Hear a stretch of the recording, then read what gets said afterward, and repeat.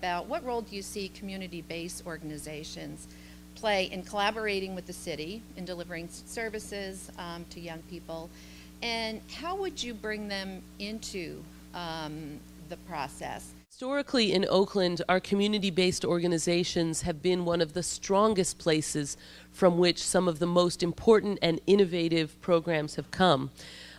We were just talking at City Hall the other day about some of our new innovations we're trying to do around food and food policy and making sure there's healthy food everywhere. And one of the things that doesn't often get said is that it was Bobby Seale and the Black Panthers that had launched some of the early food programs, and that doesn't often get credited. And so some of our most innovative programs are not always recognized in terms of where they've come from. And so we need to do a much better job of that. Similarly, some of our most effective violence prevention programs have come from community-based nonprofits that launched programs, without government help and got things going, whether it's programs around youth after-school programs or things like some of our re-entry programs that help ex-offenders to remake their lives.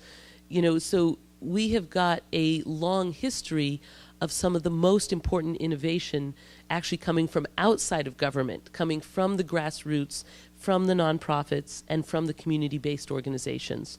So that has to inform our whole perspective, as well as the fact that the well-being of our young people is not separate from the well-being of our community as a whole.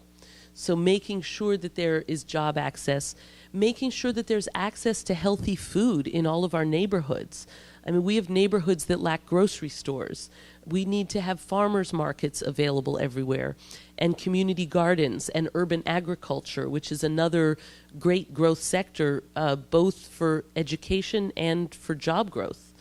And so those are just some of the many examples where the real leadership has been from the community-based organizations, and the government has to respect that and honor that and treat that as a leadership opportunity to say, okay, people have already started something, and so we shouldn't get in the way. We should be supporting what's already going on. And so I think we need to approach it more from that perspective as well. What are your thoughts about how you would bring community-based organizations, at the table to address some of these issues? One specific thing I'm committed to do as mayor is change how we do the budget process. Right now the city budget usually gets released, about an hour before the council meeting at which we're to vote on it, and there's very little opportunity for a real deep level of dialogue with people in the community. So my commitment is to, first of all, have the budget process take place much earlier rather than schedule it for the final deadline before we have to vote, and so there's not really time for discussion.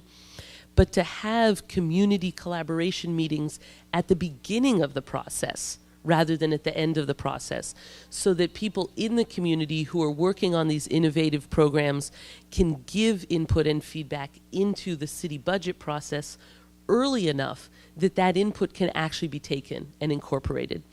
And so that's for the city budget as a whole.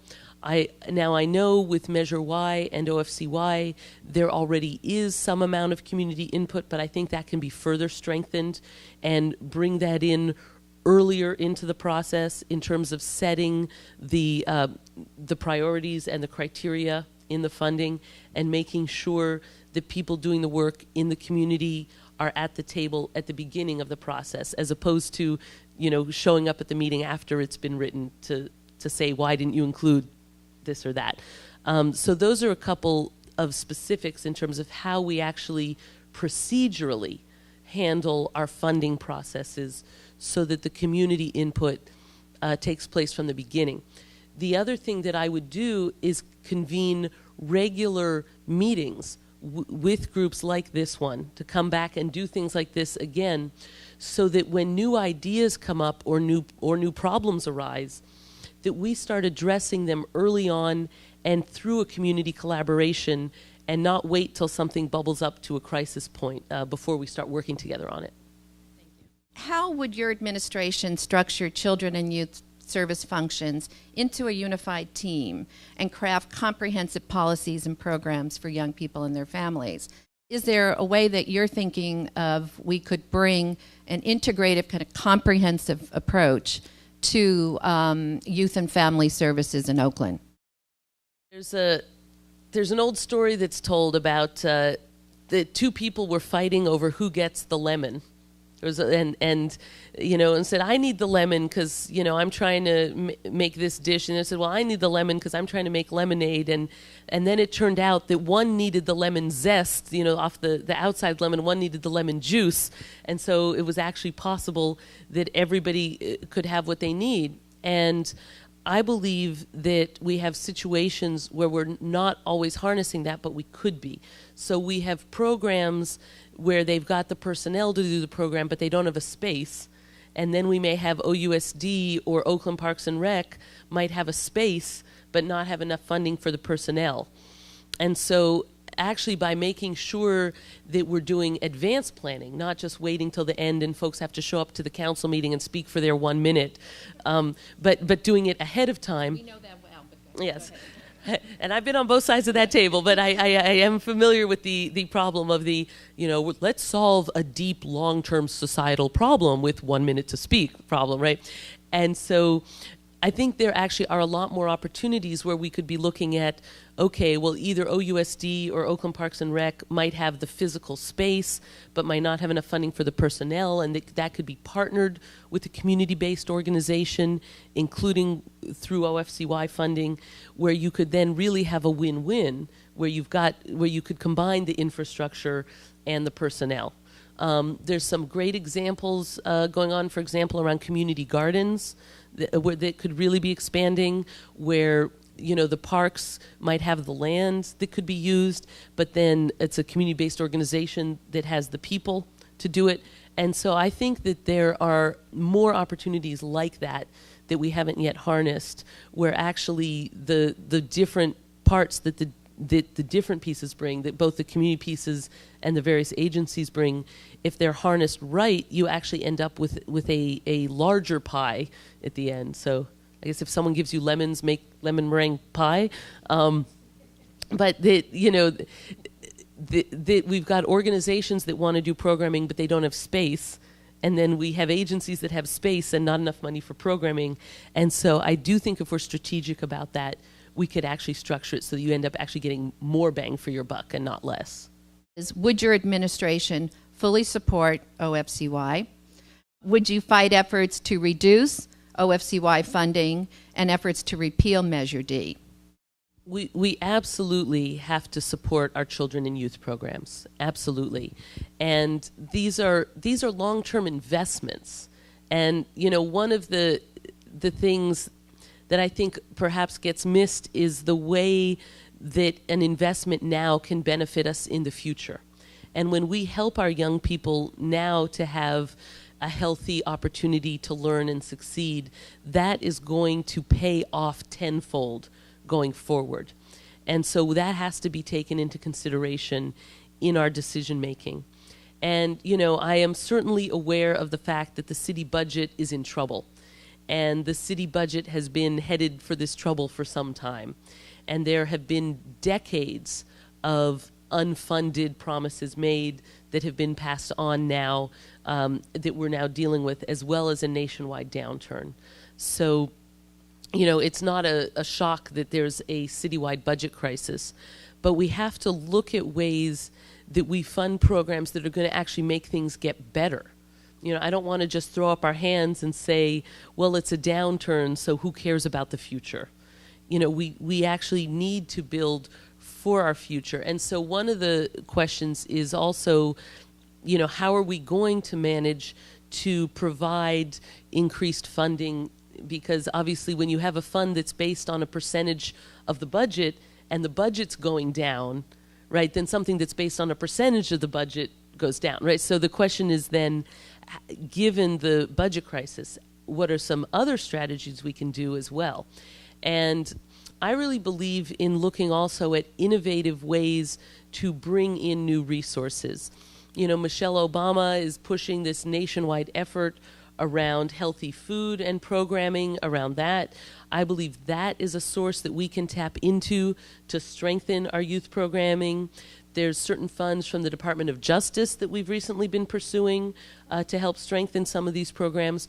So we are going to have to get more creative about finding funding sources, and I also believe do a better job of incorporating private partners, working with some of our businesses and other community organizations around participating in youth mentorship, and them also providing additional support for youth programming. So I'm not proposing to cut OFCY, but I recognize that because we have this budget problem, if you have something based on a percentage of the budget, then we are going to need to add new strategies as well. And so I want to look at ways, so for example, that's why I talked about, we need more child care centers.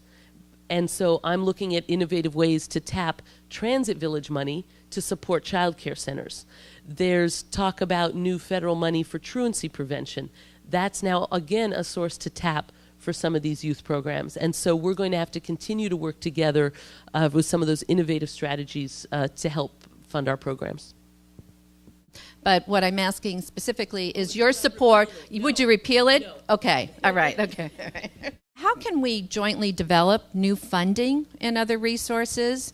And in what areas of policy or service delivery do you believe there is potential for this type of partnership between the community-based organizations and the city? So I believe that we have to tap into things that are not generally considered youth program funding in ways that also benefit our youth. So that means looking at projects that are going to be creating new jobs in terms of how do we incorporate internship opportunities into them. So for example, that includes new transportation projects, some new infrastructure efforts. I've recently successfully lobbied Alameda County to include funding in an upcoming measure to repair Oakland streets and roads and sidewalks. And I want to look at how we incorporate more local hiring and internship opportunities into all of those types of programs. Because, when we talk about some of the mismatch that's been going on between job training and jobs, right? That if people get trained in something and then there's no jobs, it's not going to work. So let's look at where we are creating jobs and make sure that we're building in internship opportunities and educational opportunities through those programs. That includes some of the new work that's going on around biofuels. There's some great opportunity to collaborate with East Bay Municipal Utility District, which is, they run our water and our sewer programs where we're collecting for biofuels. So here's this great win-win. Right now, if people dump grease down the drain, from like a restaurant, you've been frying stuff and you dump the grease, well, that tends to break the pipes, and then we have backups and all kinds of problems. Well, we could actually collect that used grease and turn it into biofuel. And so we take something that would otherwise be a problem, and instead we're turning it into a solution. Now, that's something that we should incorporate into our educational curriculum, as well as directly having training and internship and job opportunities for youth into a program like that. So some of it is about looking at programs that aren't technically youth programs and looking at how can we incorporate young people and education and internship into those efforts. So I think that's something for us to work together on more. There are going to be new federal funds coming for a variety of infrastructure projects like that, and it's a great opportunity to talk about the jobs of the future, because it wasn't till that bridge fell down in Minnesota and a lot of people died, and then all of a sudden everybody started talking about infrastructure again, and nobody wants to talk about fixing our sewers until it's running through the streets, and then people are like, oh, we have a problem.